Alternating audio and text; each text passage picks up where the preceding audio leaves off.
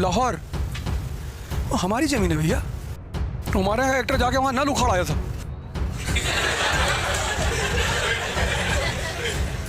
भाई you went to Pakistan. मैंने कहा जी जमीन खरीदने गए थे। जमीन वहां क्यों जमीन खरीदोगे? मैंने कहा यूनिवर्सिटी बनाएंगे, हमारी जमीन है। ने कहा क्या बात है भाई साहब, क्यों बदतमीजी कर रहे हो? मैंने कहा बदतमीजी, मैंने इसे कहा पाकिस्तान हमारा है, मना कर रहा है। कहा एक दो गाली और दे दो। मैंने कहा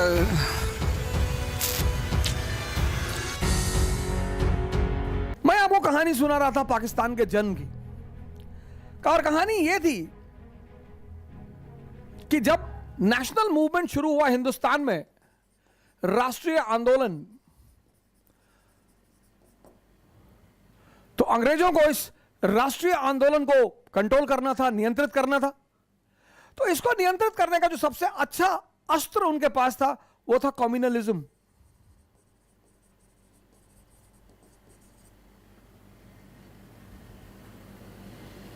इसलिए 1857 के बाद आप हिंदुस्तान में दो धारा देखोगे, एक राष्ट्रवाद की धारा, नेशनल मूवमेंट की धारा, और दूसरी कम्युनलिज्म की धारा।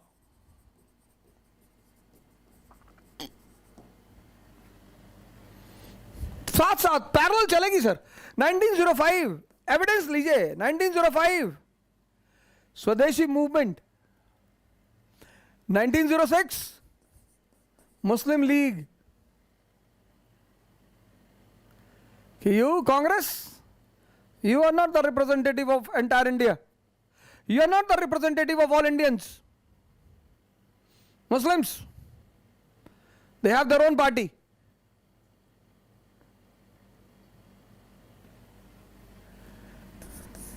(1920) non-cooperation movement. 1920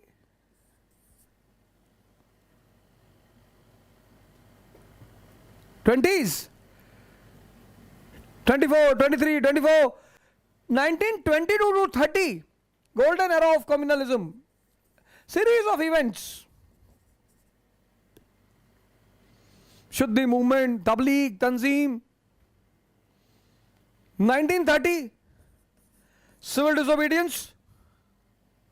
1930, Allama Iqbal, Allahabad session, demands autonomy for Muslim dominated states. Parallel sir, parallel.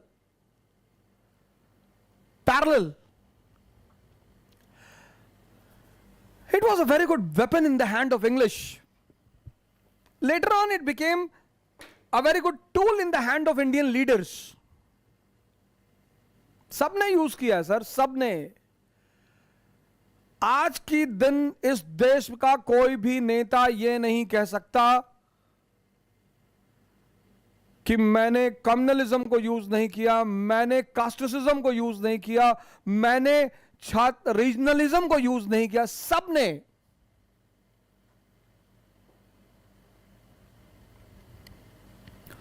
और जिसने नहीं किया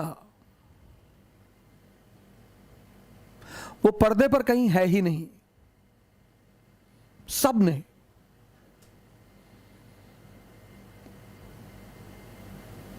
सारी पार्टियों ने। किसी एक पार्टी को दोष देने का मतलब आप सिर्फ और सिर्फ एक पर्टिकुलर विचारधारा के साथ जाकर खड़े हो जाते हैं। सबने। खैर, बात हमारी चल रही थी इजराइल और पाकिस्तान की। तो पाकिस्तान की कहानी मैंने आपसे बताया 1875 में शुरू हुई एंग्लो मोहम्मडन ओरिएंटल कॉलेज की स्थापना के साथ। फिर यह कहानी आगे बढ़ी 1906 में जब मुस्लिम लीग बनी। फिर यह कहानी और आगे बढ़ी जब 1909 का एक्ट आया और उसने सेपरेट इलेक्टोरेट दे दिया। ये जो सेपरेट इलेक्टोरेट है इसको मिंटो ने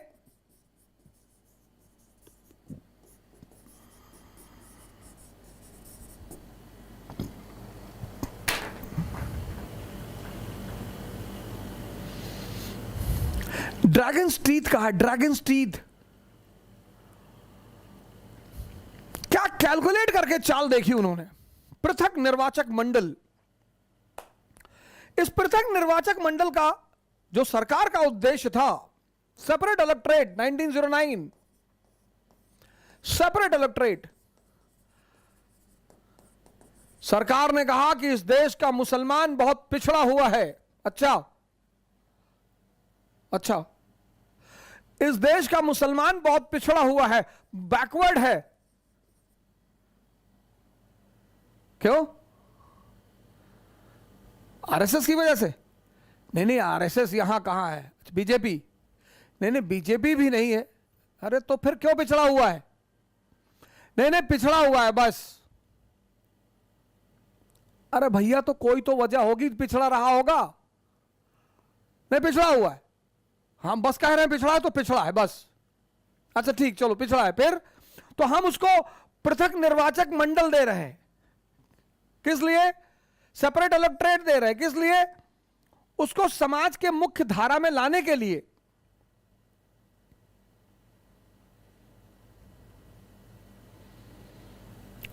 अच्छा, तुम उसको समाज के मुख्य धारा में लाना चाहते हो जी? ओहो, तो इसको रिजर्वेशन दे दो। बात तो वही है ना।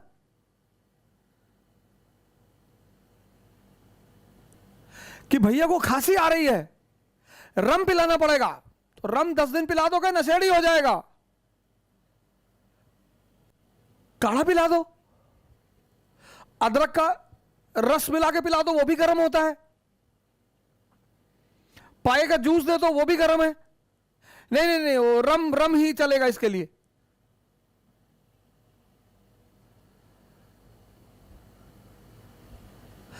रिजर्वेशन और पृथक निर्वाचक मंडल, रिजर्वेशन और सेपरेट इलेक्टोरेट। अब रिजर्वेशन में हिंदू, मुसलमान, सिख, क्रिश्चियन, हिंदू, मुसलमान, सिख, क्रिश्चियन।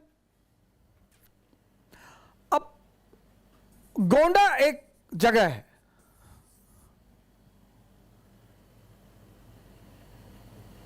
अब गोंडा अगर मुसलमानों की रिजर्व सीट घोषित होती है, मुसलमानों की, तो प्रतिनिधि जो होंगे, कैंडिडेट, वो सिर्फ मुसलमान होंगे, ओनली मुस्लिम्स। पर इनको वोट सभी करेंगे।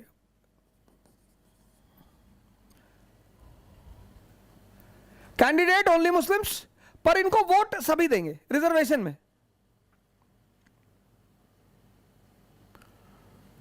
तो अगर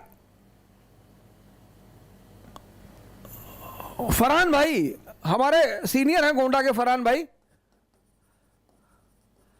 फरहान अहमद हमारे सीनियर हैं, बड़े अच्छे इंसान हैं,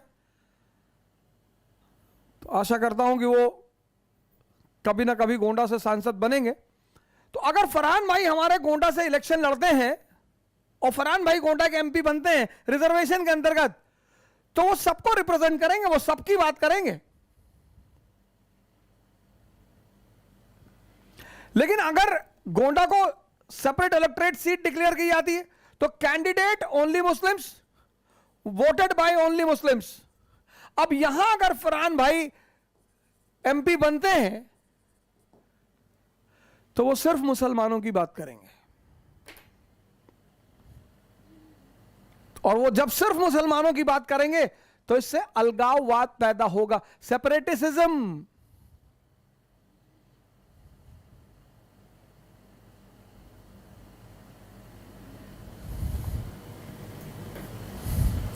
यही वो चाहते थे,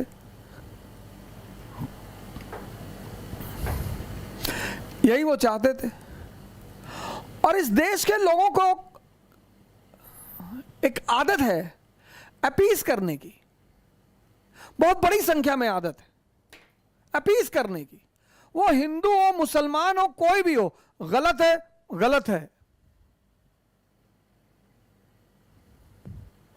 और मुसलमानों को बर्बाद होने की इस देश में सबसे बड़ी वजह, जिसको सुनकर वो बहुत तिलमिला जाते हैं, और तुम तो आरएसएस के आदमी हो, पॉलिसी ऑफ अपीजमेंट।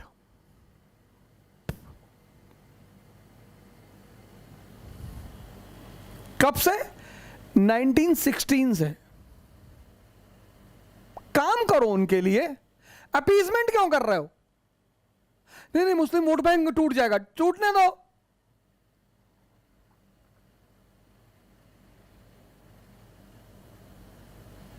एक डॉक्टर अंबेडकर ने दलितों की किस्मत बदल दी। एक, क्यों? क्या मांगा उसने गवर्नमेंट से? शिक्षा। उन्होंने कहा मेरे लोगों को शिक्षा दे दो बस, हम एमपी बने ना बने, हम मिनिस्टर बने ना बने, हमारे लोगों को आप पूना समझौता पढ़िए, पूरा आप गांधी और अंबेडकर का पूना समझौता पढ़िए, उसमें मांगे देखिए अंबेडकर साहब की गांधी जी से, शिक्षा। A part of budget will be allocated for the education of Dalits.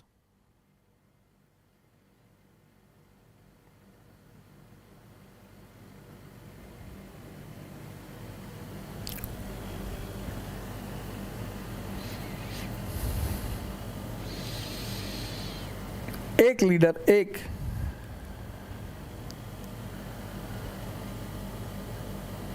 अभी हामिद मीर साहब हैं, पाकिस्तान के रविश कुमार, बिजली गिर गई उनके ऊपर, सिस्टम के खिलाफ बोल दिया।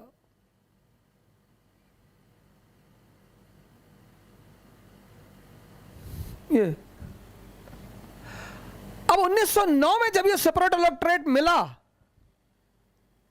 तो 1924 तक पहुंचते पहुंचते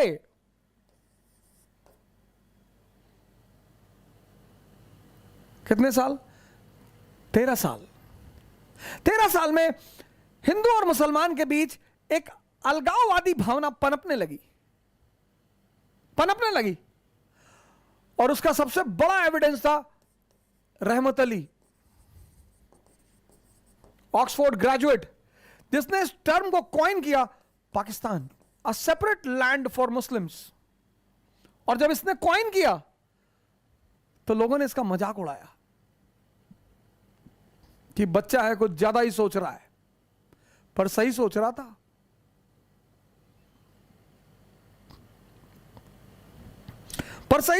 सर, एकदम सही सोच रहा था। जब इसने इस टर्म को कॉइन किया तो लोगों ने इसका मजाक उड़ाया, हंसी उड़ाई कि बच्चा है यार, अभी छोटा सा ग्रेजुएशन कर रहा है, ऐसा ही बोल दिया होगा, पर सही सोच रहा था।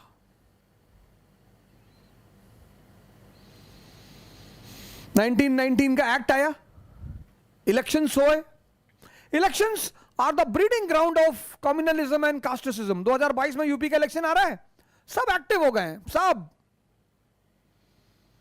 Parshuram gang, Ambedkar gang. एक हमारे मित्र आज उन्होंने एक व्हाट्सएप मैसेज भेजा है, मुसलमान है, जय भीम जय मीम। अरे मैंने कहा चाचा तुम तो अल्लाह के सिवा किसी का जयकारा नहीं लगाते। मुझे लगा यार ये तो गलत बोल दिया मैंने कहा तुम तो कह रहे थे ना कि वी विल प्रेज ओनली अल्लाह। तुम्हें ना कहा था ना वंदे मातरम हम नहीं गा सकते। हमने कहा अच्छा कोई बात नहीं सर, रिलीजियस मैटर मत गाओ। ये क्या कर रहे हो? तो उन्होंने मेरा फोन काट दिया। सर आप नारा किसी की भी लगाओ, आप एक डेमोक्रेटिक कंट्री में रहते हो सर, आप किसी का भी नारा लगाओ, आपको नारा लगाने से कोई नहीं रोक सकता, पर अपने स्टैंड पे तो रहो।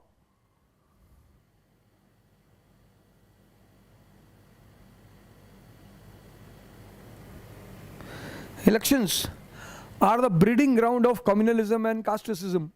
22 का इलेक्शन आ रहा है। अब आप गौर करना अपने व्हाट्सएप ग्रुप पे, जातिवादी मैसेज बढ़ जाएंगे, संप्रदायवादी मैसेज बढ़ जाएंगे, तो ऐसे ऐसे मैसेज आएंगे आपके पास जैसे लगा कि अबे कयामत आ गई भैया, कयामत आ गई, सारे ब्राह्मण खतरे में भैया, सारे दलित भैया खतरे में हैं, सारे मुसलमान। अब आपको ये फील होगा धीरे धीरे, और ये डोज आपको अगले 1 साल तक दिया जाएगा, धीरे धीरे धीरे धीरे धीरे धीरे।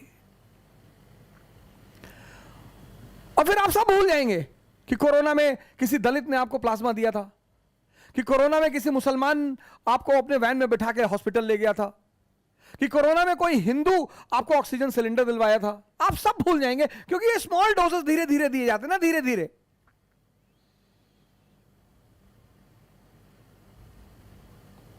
तो कोई कोई डोज अगर लगातार दी जाएगी तो जो अच्छी डोज है वो धीरे धीरे इवेपोरेट हो जाएगी, खत्म हो जाएगी।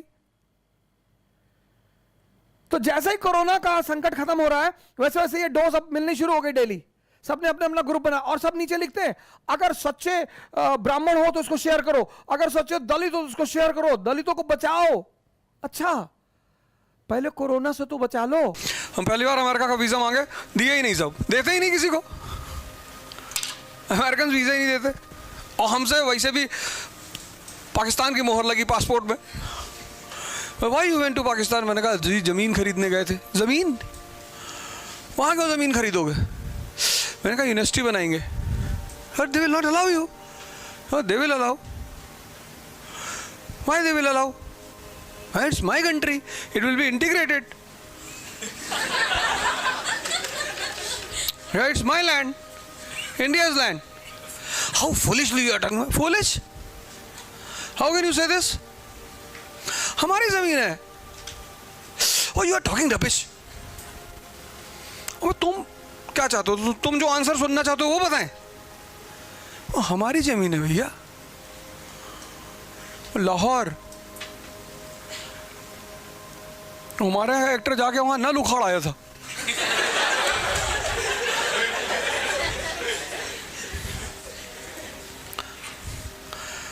पुलिस वालों को बुलाए, take him out, unnecessary talking.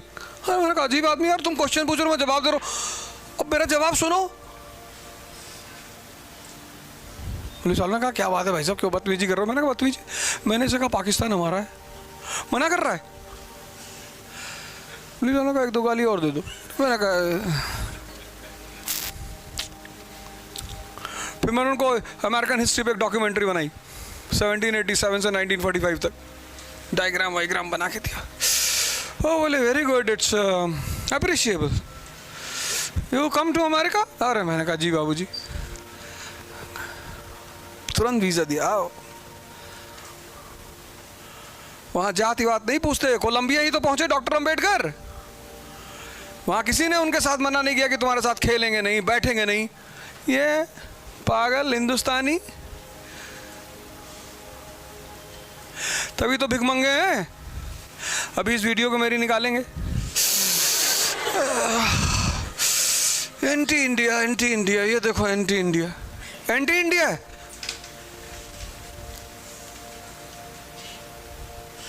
जाके अमेरिका में भीख मांगते रहते हो दिन भर बैठ के। देखो कितनी इज्जत दिया उन्होंने टैलेंट को।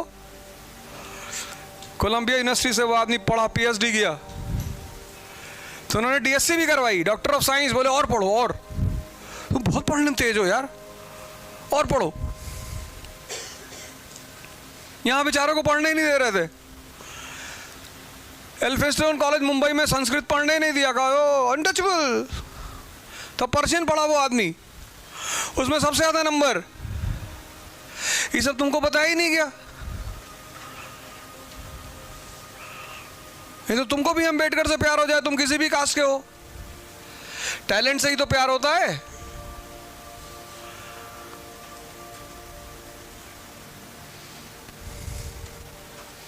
नहीं, किसी से नफरत मत करो, पढ़ो क्या कह रहा है वो आदमी। नफरत करना विकल्प नहीं होता है।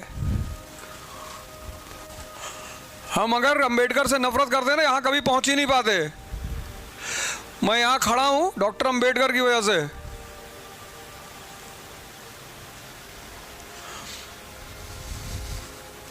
उस आदमी से मैंने सीखा कि पढ़ना है किसी भी कीमत पर।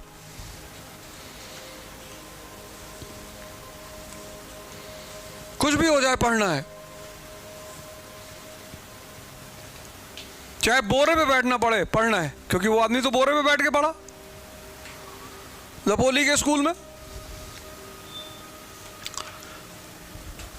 वहां से मुझे वो जज्बा मिला पढ़ने का कि पढ़ना है बॉस, मुझे भी किंग जॉर्ज के सामने खड़ा होना है। योर हाइनेस, हम राज्यसभा जाएंगे। 50,000 किताब पढ़ गया वो आदमी। उस आदमी की लाइब्रेरी में 50,000 बुक्स। एक दिन 5 किताब पढ़ोगे तो महीने में कितना हुआ? 150। तो 10 महीने में कितना हुआ 1500, तो एक साल में कितना हुआ 1800, तो 10 साल में कितनी किताबें हुई 18,000, 20 साल में कितनी किताबें हुई 36,000। 50,000 किताबें उस आदमी की लाइब्रेरी में थी। तुम एनसीईआरटी पढ़ने आते हो कोचिंग।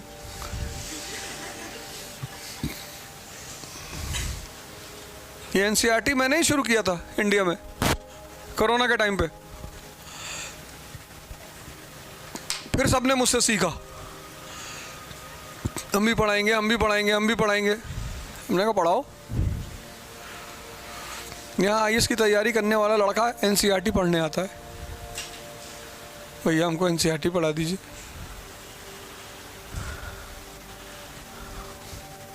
और वो आदमी 50,000, वो भी तब जब 50,000 किताब डूब गई थी समंदर में 1916, जब वहां से किताबें आ रही थी लंदन से।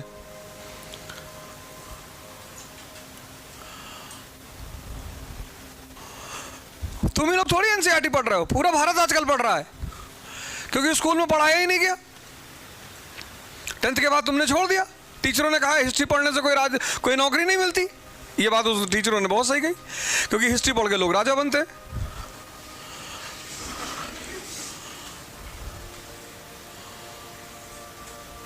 फिजिक्स तुम्हें बेईमानी करना थोड़ी सिखाएगा, हिस्ट्री सिखाएगी कि बेईमानी इज द बेस्ट पॉलिसी। कैसे?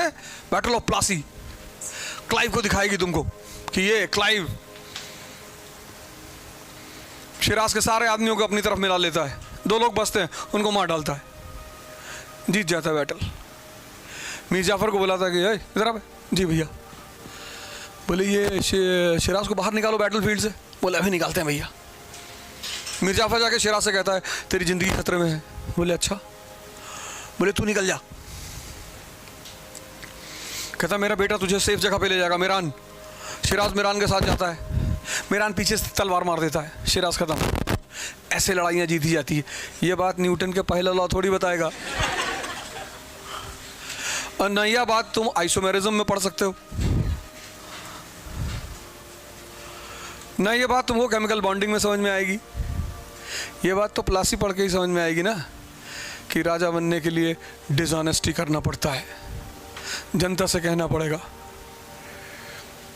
कि चुनाव जीत गए तुम्हारी शादी करवा देंगे। अरे बाबू जी, फ्री बिजली ले लो, फ्री खाना ले लो, फ्री दारू। दारू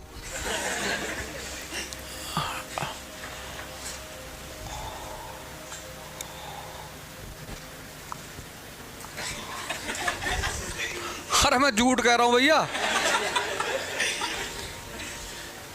तुम तो ऐसे देख रहे हो जैसे कोई ये चीज तुमने देखी नहीं अपने सामने। देखते हो कि नहीं देखते हो? तो तुम उधर केमिस्ट्री फिजिक्स में बिजी थे, इधर हिस्ट्री पढ़े वाले सब पार्लियामेंट में पहुंच गए।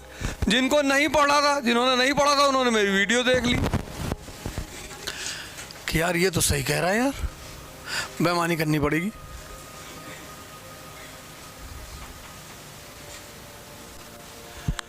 वहां अमेरिका गए हम भी, वहां कोई किसी से बात ही ना करे। अब हमको और परेशान, कोई बात ही नहीं कर रहा किसी से।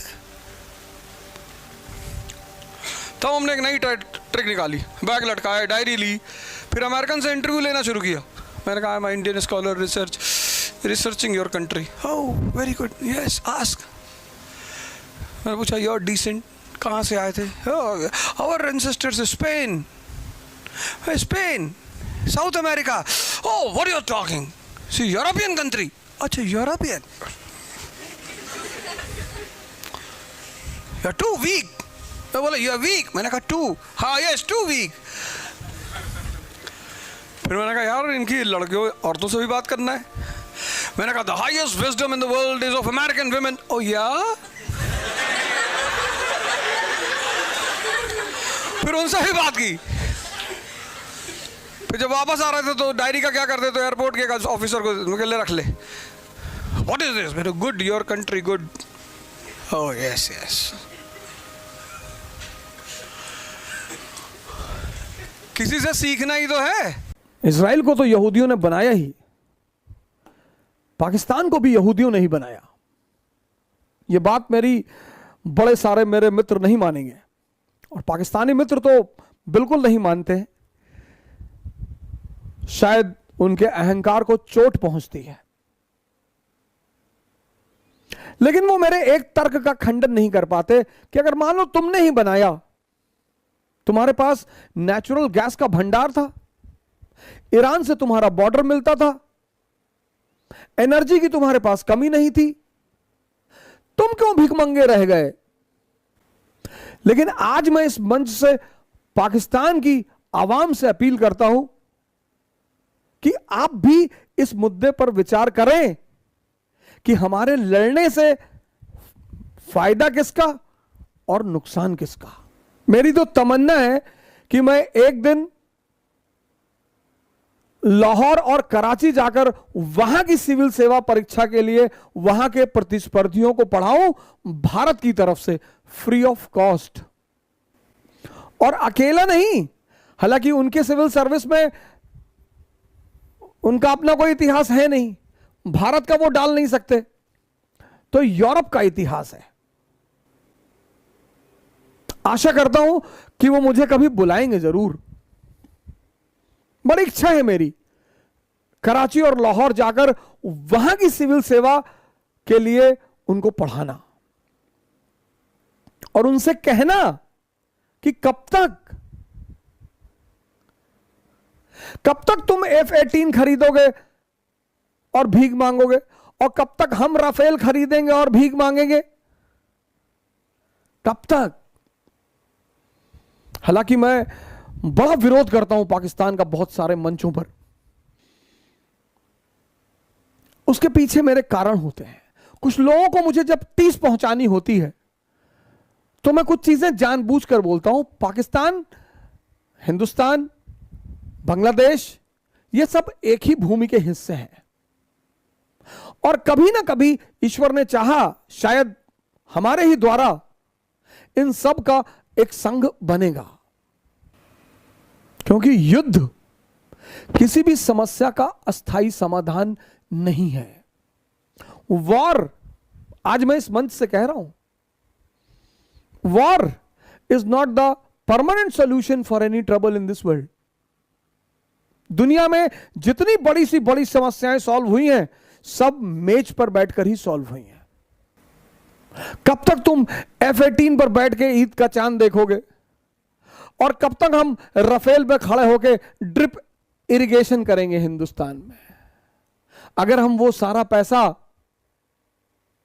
हेल्थ सेक्टर और एजुकेशन सेक्टर में लगा दें तो अगले 10 साल में तुम्हारी भी वाह वाह और हमारी भी वाह वाह। और IP, इंडिया पाकिस्तान बन जाएगा इनविंसिबल पावर। कहते हैं कि रहमत अली ने कभी सपना देखा था पाकिस्तान का और पाकिस्तान बना। मैंने भी सपना देखा है IP का, इंडिया पाकिस्तान इनविंसिबल पावर। नाराज होने की जरूरत नहीं है, बिल्कुल नहीं है, समझने की जरूरत है। 100 साल तक यूरोप आपस में लड़ता रहा, 100 years वॉर, और आज यूरोपियन यूनियन, ईस्ट जर्मनी और वेस्ट जर्मनी अलग रहे। आज जर्मनी एक महाशक्ति है,